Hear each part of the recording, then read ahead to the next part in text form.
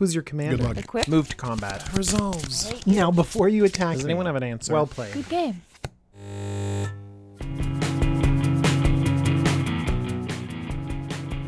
Hello everyone, DJ here from Jumbo Commander, and is everyone excited for M19? I know I am, and so I want to talk to you about Vaevictus Asmadi the Dire. Vaevictus Asmadi, 3 black, red, green for a 6/6 legendary Elder Dragon. This dragon has flying, and whenever Vaevictus Asmadi the Dire attacks, for each player, choose target permanent that player controls. Those players sacrifice those permanents. Each player who sacrificed a permanent this way reveals the top card of their library, then puts it onto the battlefield if it's a permanent card. This sounds amazing! I always get to choose your best thing, and then I could upgrade my worst thing? I'm just gonna fill this deck full of the most awesome creatures possible to flip into, and then I'm going to constantly be disrupting whatever you're putting out, and there's a little bit of chaos and chance involved as well. This seems so much fun. I'm so excited to just stack this deck full of the best stuff to flip over with my commander. But of course, that does mean I'm really relying on Vaevictus Asmadi to live and attack. So that means I need to have a little bit more balance in this deck. Make sure to protect my commander, and make sure that my whole deck isn't filled with awesome Asmadi targets, and instead make sure that there's some good stuff to sacrifice, maybe some ramp.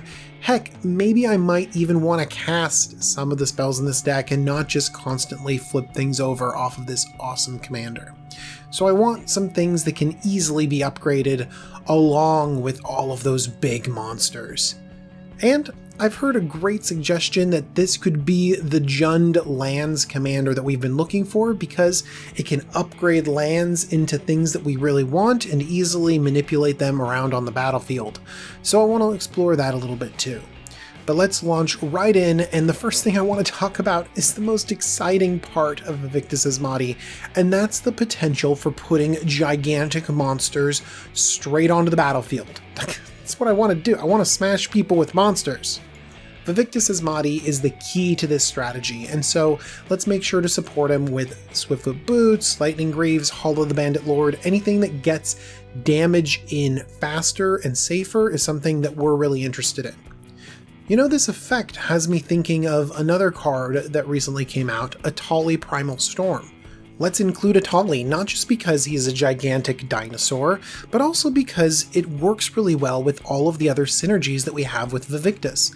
We want Atali to have haste and be able to attack instantly, so those Lightning Greaves, the Hollow of the Bandit Lord, works really well with this dinosaur as well. We also want to have big creatures off the top of our library and library manipulation, so Atali again fits really well. We also might want some extra combat phases, so a card like Aggravated Assault just really meshes well. And so we can use this as a jumping off point to see if we can have any other cards that attack really well, and then maybe we put all of these strategies together. But right now I still want to talk about big, fat creatures, and I think I want to cheat them into play. Atali and Vaevictis all play off the top of our library, and in many cases we don't have control over the top of our library unless we do. Sensei's Divining Top, Scroll Rack, Miri's Guile, Sylvan Library, Cream of the Crop, all of them let us mess with the top of our library and sometimes really truly manipulate what's on top of there, meaning that we're not getting something random, we're getting something awesome. There are more cards that give us information about the top of our library, even if we can't directly stack it. Oracle of Moldiah can clear lands away, even though what we're revealing is not a surprise to our opponents. Vizier of the Menagerie can give us card advantage later on in the game while we play creatures off the top. Temple of Malady gives us Scry. Scry is going to be really good in this, so go ahead and look up all your Jund Scryers, and those might be a good inclusion. But the one I'm really excited about is Lantern of Insight. A 1-mana artifact, each player plays with the top card of his or her library revealed, and that's basically it. So you can see exactly what's going on. I think that this is really fun. We should just make Lantern control Vaevictus Asmadi. No, we definitely should not do that. I don't even know if this is that good of an include. I just think it's so fun and political to be able to mess with your opponent's library. And of course, there are other cards that let us look at the top of our opponent's library, but I don't just want to look. I kind of want to interact with it a little bit. That's why I like cards that are very flexible. Noxious Revival could be this flexible card, because it can be cast for free, a Phyrexian, come on, 2 life, that's easy, instant speed, so you can react to the trigger with this, and it says put target card from a graveyard on top of its owner's library. So you can do this to yourself. You can have a great creature in your graveyard, boom, straight on top of your library, and straight into the battlefield. Or you can do this to an opponent, making sure that they get something that maybe you need on the battlefield back on the battlefield, or maybe you give them a blank on top of their library, or maybe you're not attacking with your commander at all. You're attacking with a Tali, and then you set up exactly what you get to steal. Oh my gosh, it's amazing. There's also some amazing cards that help set this up too. Agonizing Memories and Painful Memories.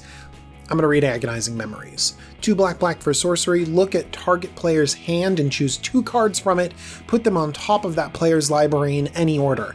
So not only can you stack the deck against them, you could stack the deck in your favor if you have an Atali, or you can target yourself. Yes, this is a little bit of card disadvantage, but that doesn't matter if you're planning on launching some huge creature straight onto the battlefield with your commander. Now, one thing to keep in mind, all of these are instants or sorceries, and that means that they do not interact very well with your commander. So whenever we can have a permanent in this deck, we're gonna rely on a permanent, because we don't want to whiff when we finally get our commander swinging at our opponents. That's just not okay. A few more cards that interact with the top of the library that I like. Liliana Vess tutors a card to the top of your library and is a permanent herself. Mwanvuli Beast Tracker tutors for a random assortment of cards, but gets a lot of things that you really want and puts it straight on top of your library. Brutalizer Exarch is awesome because of this flexibility. You get to tutor up a creature card and put it on top. That's amazing, but also you can send a problematic permanent on the bottom of its owner's library. That's super powerful. And an easy include, Mortuary Mire. It's a land, it comes into play tapped, I know, but when it enters the battlefield, you may put target creature card from your graveyard on top of your library. This could set up your following draw, or it could set up a huge play with your commander. I mentioned the importance of permanents, and if we really want to go heavy on permanents, we can include a card called Primal Surge. This insane costing card is 8 green for a sorcery that says, exile the top card of your library. If it's a permanent card, you may put it onto the battlefield. If you do, repeat this process. So Primal Surge in a deck with almost no instants and sorceries reads take huge chunks of your library and just turn it over and spread it out all over the battlefield. Primal Surge is a really fun deck to build around. It does really limit you. There are a lot of really cool instants and sorceries, and even though your commander wants you to play fewer of them, it doesn't mean you don't have to play any. Vampiric Tutor sets up the top of your library perfectly. Same thing with Worldly Tutor. Genesis Wave is a great substitution for Primal Surge. You can get tons of permanents on the battlefield. Or Selvalla's Stampede. You only have to pay 6 mana to get a crazy amount of value with your big fatties. If you're excited about cheating creatures onto the battlefield, but you still want to play permanents, you can look at Lurking Predators. 4 green for an enchantment. Whenever an opponent casts a spell, reveal the top card of your library. If it's a creature card, put it onto the battlefield. Otherwise, you may put that card on the bottom of your library.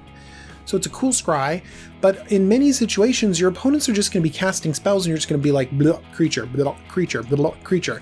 And not to mention if you can somehow set up the top of your deck with a Sensei's Divining Top or any other library manipulation. So good.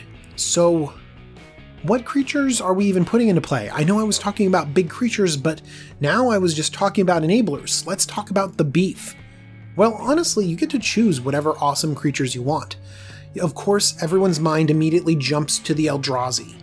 I have Void Winnower and It That Betrays here, because Void Winnower makes it harder to block your commander, so it's some tiny bit of synergy, tiny bit. And It That Betrays has excellent synergy, because It That Betrays reads, whenever an opponent sacrifices a non-token permanent, put that card onto the battlefield under your control. Vaevictus Asmadi has you choose the targets and then your opponents actually sacrifice them. So you get whatever they sacrifice to. Oh my gosh, it's so great. And not to mention, it's an 11/11 with Annihilator 2. I would totally put that onto the battlefield. It's not always just about Eldrazi. Sometimes I want to put things onto the battlefield that have an impact. Woodfall Primus destroys target non-creature permanent, and Overseer of the Damned kills one of their creatures. But one thing that these both do is that they have multiple effects. So Woodfall Primus, I can sacrifice to my commander or another effect, and it will persist back, destroying something else, giving me another body to sacrifice. Same thing with Overseer of the Damned. It kills something, yeah, but then it gives me a zombie, and then I can sacrifice that zombie to Vaevictis. Because we are going to be looking for fodder, for things to sacrifice, for things to upgrade. We're going to want something stupid like a 2/2 zombie that we're going to sacrifice and turn into an It That Betrays. So what are some easy upgrades for this deck? Well, mana ramp in the form of permanence is one of the easiest things we can turn into better creatures. Wood Elves, Farhaven Elf, Solemn Simulacrum, they ramp us, they're stupid permanents that sit on the battlefield, and then we will change them in for something better. We can also have interaction like Reclamation Sage, Acidic Slime, which are pretty similar to that Brutalizer Exarch and that Woodfall Primus, so you only need so many of this effect. We will want some card advantage. I particularly like Gonti Lord of Luxury. I'm already really happy to be messing with your library, so Gonti Lord of Luxury is a no-brainer. Combustible Gearhulk draws me cards. Fierce Empath gets the exact creature I want into my hand. I know it's not on top of my library, but it's still nice to be able to have a sort of toolbox effect. And also, Corpse Augur can draw you cards. I don't think this card gets enough play. I know it's not as great as some of the other card draw, but I think it's kind of interesting and I want to give it a try. And Eternal Witness has value as well. You know, I was looking for a place to put Demon Lord Belzenlock, and this seems to be a really solid inclusion because it might draw me more than one card. You know, I mentioned a little bit of a toolboxy nature, and so we might think to include a card like Chord of Calling, but scrap it, it's an instant, but instead, Birthing Pod. Birthing Pod does exactly what we want. We want creatures that have an impact, but then we can change up into even better creatures. Whether we do that with our commander or whether we do it with Birthing Pod, then we're winning. You know, we got a lot of sacrifice effects in this deck. I have a feeling that Mazarek Kraul Death Priest would be amazing, because whenever a player sacrifices another permanent, put a +1/+1 counter on each creature you control. Remember, if you just attack with your commander once, you are getting 4 sacrifice triggers, and Mazarek just made things insane. Wasitora also is awesome. I need a place for this cat dragon in my collection. It was trying to helm a deck that just wasn't working, and so I'm so excited to include it here, because it's a powerhouse and it gives you a token and makes things sacrifice. It seems to work really well. And in fact, Mazarek makes me thinking a little bit more about tokens, because if we go wide and have a bunch of tokens, we can build them up with these +1/+1 counters, and it's also tons of fodder to sacrifice for value. And so the first thing I go is From Beyond and Awakening Zone. These pump out tokens, let us mana ramp into the big creatures that we might want to cast later on in the game, and give us fodder for everything we want to do. We can also include cards like Carekeep and Springjack Pasture, which are easy includes to create some creature shenanigans. Edric Sar Master Breeder can put out a ton of tokens, and we can also include some ways to limit the token production. Dark Dweller Oracle or Viscera Seer can change these tokens into card draw. Remember how I said Scry is so important, because we can look at that top card and decide, do I really want to Vaevictus Asmadi into this? Yeah, I do. Or let's bottom it. And of course, there's tons of great token makers in Jund. Grave Titan, Bitter Blossom, Dragonlair Spider, all of these are super powerful, can let us go crazy wide, give us sacrifice fodder, and they're all permanents. And of course, one of the best token makers has to be Avenger of Zendikar, going crazy, putting tons of tokens on the battlefield, and we could theoretically start sacrificing things and peeling lands off the top of our library, getting multiple land drops. You know, we could do a lot of stuff with lands in this deck. I wonder if we can explore a little bit of lands matter. And why are we going into lands matter with this Jund commander that just has a tiny synergy with lands? Well, it's because we're drawn to Jund lands matter because of amazing commanders that we want to play together. The Gitrog monster is phenomenal. And again, sacrificing a land to draw cards, it just works. Titania Protector of Argoth, another amazing commander, and works so well in the Gitrog monster deck, and also in this one too, because it says whenever a land you control is put into a graveyard from the battlefield, make a 5/3 elemental creature token. We like tokens, we're all about a token strategy, and we're very often going to bin a land instead of binning something awesome. So it's going to be super easy for us to just sacrifice that stupid land and try to upgrade it. Getting a token, getting all this value, and of course, Omnath, Locus of Rage, another amazing card, and it plays with the token angle and the lands matter angle, and we could just bolt someone to death. Another commander we can include is Borborygmos Enraged, allowing us to chuck lands. It's kind of just a huge beater in itself. An 8 CMC Cyclops that we can just slam onto the battlefield? Yeah, I'm all about that. And as we mess around with lands, having extra land drops, I mentioned the Oracle of Maldaia and all of these other craziness. Tireless Tracker just gives us value after value after value, and gives us clue tokens, which is a permanent which we can sacrifice and then turn into something crazy. And of course, the land synergies don't stop there. Remember how I said protecting our commander is important? Well, Sylvan Safekeeper has been protecting commanders for a really long time. Sacrifice a land, target creature you control gains Shroud until end of turn. Great, we have something that synergizes with lands and protects our commander. And of course, we were just introduced to some crazy land cards that make this deck so much fun and so exciting. The first one is the reprint of Crucible of Worlds. Thank you, Wizards, for this reprint. I am so happy because playing lands was so much fun, and now we can play lands from our graveyard, and it's going to go so well in this deck. And also we have the Mending of Dominaria, which is just a value enchantment. It's almost like a recurring spell, but because it's a saga, we can play it off of our commander and just get tons of value. You know, you might want to look into the other sagas too, to just get value as they come in on the battlefield and then really impact the board. You know, Vaevictus Asmadi the Dire is exactly what I want out of a Jund commander. It lets me play around with crazy fun cards from this color pie, and also lets me build whatever I want. I can go down the route of tokens. I can just play huge Eldrazi. I can go toolbox and make a birthing pod deck. I can even go lands matter and stuff the deck full of my favorite lieutenants. It just goes to show how versatile this is. I'm just really happy that this is the Elder Dragon, that these Elder Dragons are so cool and flavorful and interesting.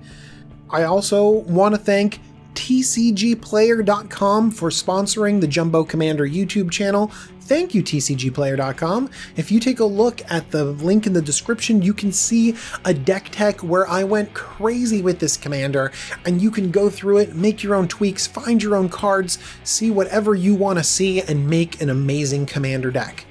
I also want to send a heartfelt thank you to my patrons. Thank you, patrons. You guys are amazing. If you want to be a patron, it's patreon.com/jumbocommander. And if you want to talk to me, you can leave a comment down below and we can chat, or you can message me on Twitter, or you can just wait here and get ready to watch more M19 videos.